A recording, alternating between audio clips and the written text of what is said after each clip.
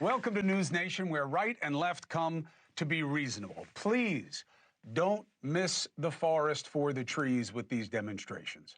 We have bigger issues than the political and legal battles that are playing out about ICE or deploying troops. They matter, but not as much as what I want to talk to you about. We have bigger problems at play on streets all over our country.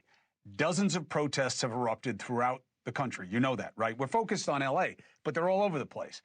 And they are all related, and we're not talking about it. So we're doing the work here at NewsNation to connect the dots. And I have a lawmaker on tonight that's starting the same drive in Congress. And I'm telling you, these protests are not really just about ICE. They are a coordinated effort to recruit as many people and different types of groups that may have different ideas, but they all share a common goal: destroying the West, democracy, our country. This is the fundamentalist threat playing out. We're just not calling it that because we're not seeing it like that because we're so caught in this right versus left BS. The latest salvo after the embassy shootings, the IVF clinic, the healthcare CEO murder, the campus chaos, now it's these. It's all part of a growing fundamentalism that is the biggest threat to all of us. You got neo-nationalists in the same place as far-left radical anarchists and extreme Islamists. This is not organic. It's not just protest. It's not one community coming together to fight oppressive tactics. It's not really about ICE, I'm telling you.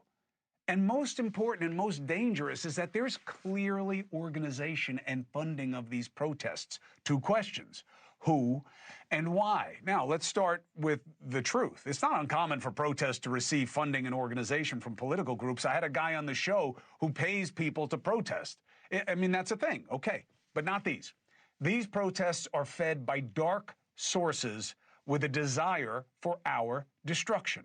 One of the main players in organizing and funding the Los Angeles protests is a group called CHIRLA, okay? CHIRLA, acronym, Coalition for Humane Immigration Rights, Immigrants' Rights, whatever.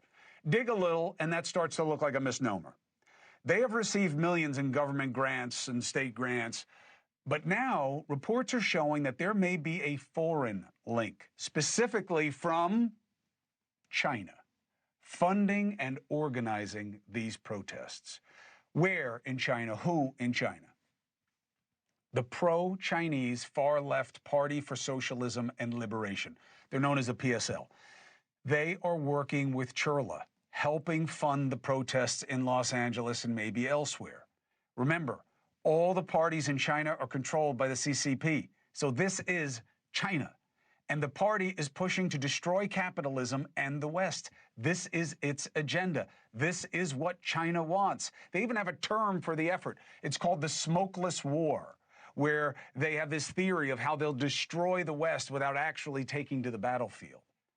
That's what they did during the anti-Israel campus protests. The PSL worked hand in glove with anti-Zionist student groups and helped organize and fund the Columbia campus encampments. Now it gets scarier. Where does the PSL get its money? Enter Shanghai-based socialist billionaire Neville Singum. 2017, he sold his tech company for about $1 billion. Reports show the same year he started funding far-left groups like the PSL to the tune of millions. Singum is not America's friend.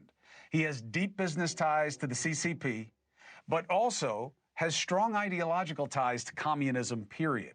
People who worked for him says he's an admirer of Mao, Che Guevara, Hugo Chavez, not friends of American culture.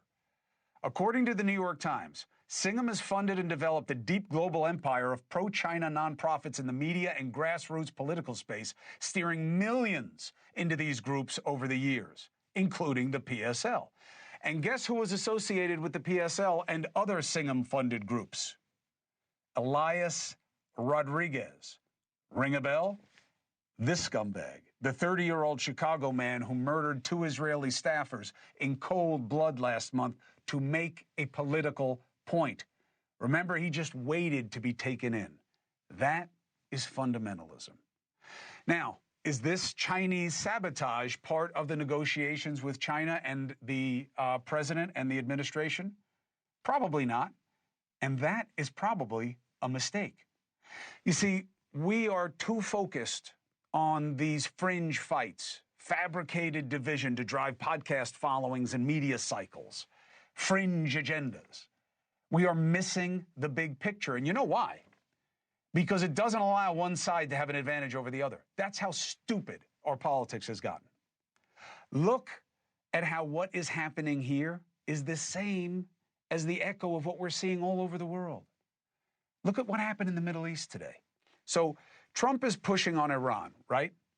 And the risk of violence in response to that is on the rise because that's what Iran does. The UK just issued a dire warning to its ships in the Persian Gulf that there could be a military escalation. What do you think that means they're hearing on the intelligence side? Then hours later, our State Department announced it's evacuating personnel from the Middle East. This is why I keep saying we need to stop fighting with each other when there is a growing threat to kill all of us. We've been here before. And somehow in our collective conscience, we get bored that if something happened, well, that's it, it happened, and it can't happen again. There's no reason to deal with the lessons of the past. That is the definition of insanity. It can happen again. Terrorism is real. Fundamentalism is real and on the rise. Now, thank you for watching. Subscribe below and download our NewsNation app right now on your phone, and you will get fact-based, unbiased news for all Americans.